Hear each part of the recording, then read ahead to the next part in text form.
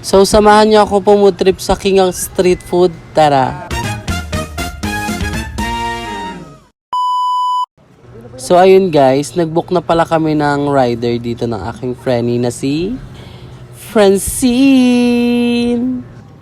Baho niyan. So, nandito pala kami sa Phase 9 Pilrads. Ay, nag-aantay ng mga riders. So, ayan, dumating na pala sila kuya. Dalawa pala yung binok namin ni kuyang rider.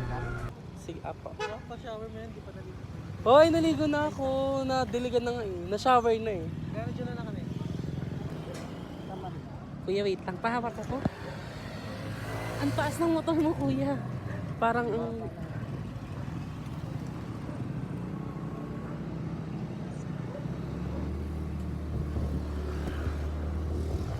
let's go.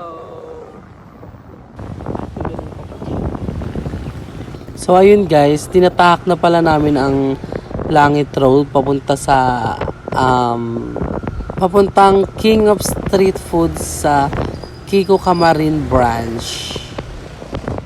So ayun guys, kaya pautal-utal ako mag voice record. Kasi sa totoo lang talaga, wala talaga akong balak mag-vlog. Kasi unang-una, sobrang tamad ko mag-edit. At saka wala talaga sa master list ko ang pagbablog. Kasi una nga sa lahat, sobrang tamad ko mag-edit sa totoong buhay. So aking napagtanto, walang mawawala kung susubukan mo. Sabi ko sa sabi ng mga kaibigan ko, ba't di may try ang pagbablog? Sabi ko naman, okay na siguro yung mga super quicking content.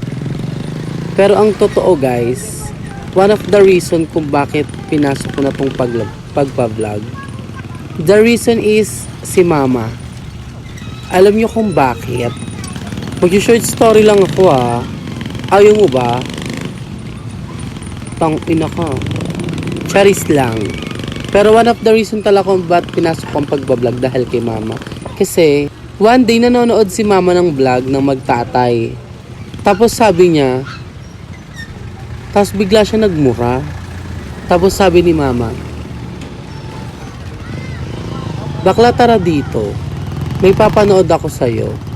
E di lumapit ako. Sabi ko, ano yun ma? Tapos sabi niya, tara dito panoorin mo to. E di ako naman si ganda, nanood. Tapos tinapos namin ni mama yung vlog na pinanonood namin. Tapos biglang bumanat si mama pagtapos namin manood ng vlog ng magtatay.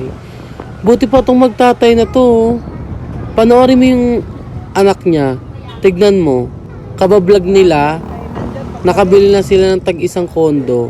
Nabila niya na yung tatay niya ng kotse. Nabila niya na yung tatay niya ng kondo. Nadadala niya na sa mga mamahaling restaurant. Nadadala niya sa malalayong lugar. Nakakapasyal na sila kung saan-saan nila gusto. Alam mo ba, lagi ko pinanonood ng vlog na magtatay na to, sabi ni mama. Tuwang-tuwa nga ako sa magtatay na to eh. Tapos biglang banat ni mama. Sila sa simpleng vlog lang nila, nagtutupad na niya yung mga pangarap ng magulang niya. Tapos ikaw, sumubo ka na lahat-lahat ng tarub. Sinagad mo na, napahiya ka na sa social media, nakilala ka dahil sa kababuyan mo. Pero kahit cellphone, hindi mo ako mabilhan, sabi ni mama. So ayun guys, kaya talaga pinasok ko tong pagbablog na to. Hindi dahil sa material na bagay, kundi dahil gusto ko mabigay lahat ng mga pangangailangan ni mama. Gusto ko mabigay lahat ng pangangailangan ng pamilya ko. Especially si mama, habang medyo malakas pa siya, gusto ko bumawi sa kanya. Hindi dahil sa sinabi niya, pero naiisip ko na kagaya niyan, tumatanda na si mama. Pero hindi niya pa na-experience yung mga bagay na yung hindi na siya magtitinda ng almusal, tanghalian, hapunan, tsaka gabihan. Sa sobrang sipag kasi ni mama, lahat ng mga sinusubukan niya talaga Kagaya ng pag umaga, nagtitinda siya ng bibingka, tanghali, ulam, ganon. Hanggang gabi naglalako siya ng mga paninda. Puro pagkain.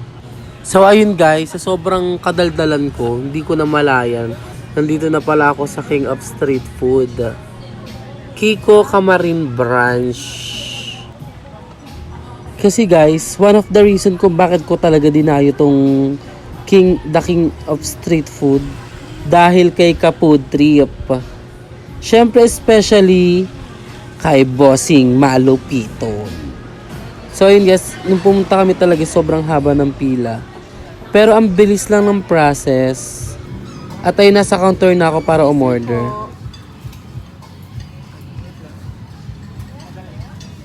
Available po yung pancit. Ay, available po yung pancit nyo? Canton. Apo. Ganun isang hot silog. Ay, sorry. Tosilog pala. Isang tosilog. Tapos isang ano, liempo silog. Liempo silog. Tatlo lang. Di apat tayo. Ayaw mo rin ito ko lang. Ito, pay ko na lang. Ako rin na lang sa kanya. Ano pa na ba? Gusto niya gawin natin siyang 500 pesos para may raffle. Ano pong i-add namin? 40 pesos. 40. So ayun guys, may mga pasiklab sila sa akin. Pag umabot ng 500 pesos ang bill nyo, bibigyan ka nila ng raffle ticket. At ang raffle ticket nila, mananalo ka ng E-Rocks. So ngayon, i-rate natin yung pagkain nila dito kung masarap ba. Kung papasa ba sa standard. Kung yung plastic. Standard ang pusa, tapos natutubrush. Bongo yung pancet.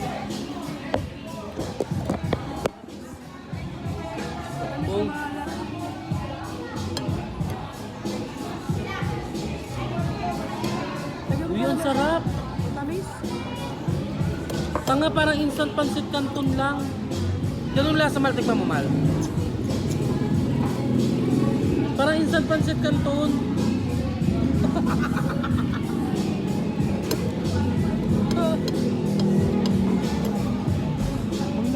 Dati mo na yung dati isang ganun na dito.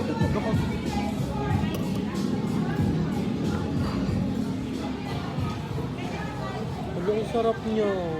Bakso. Busog ako ba? Uy, bongo, mausok to.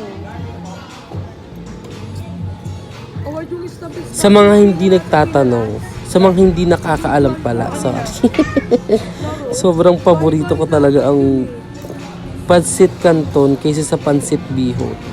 So ang rate ko dito sa pancit canton na to is 1 million out of 10.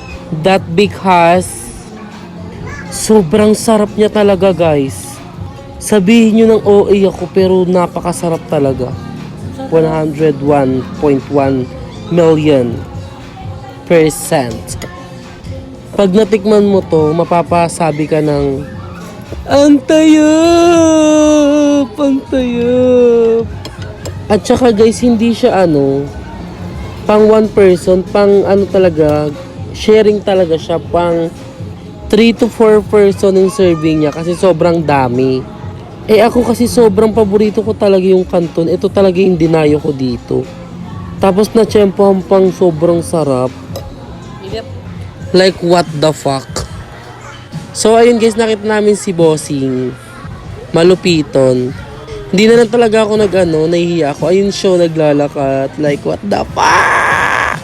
So ayun guys, hindi ko na tinapos yung pagbibideo or pagbablog. Kasi na-starstruck ako, nakita ko siya. So uwi na kami, hanggang dito na lang. Bye bye.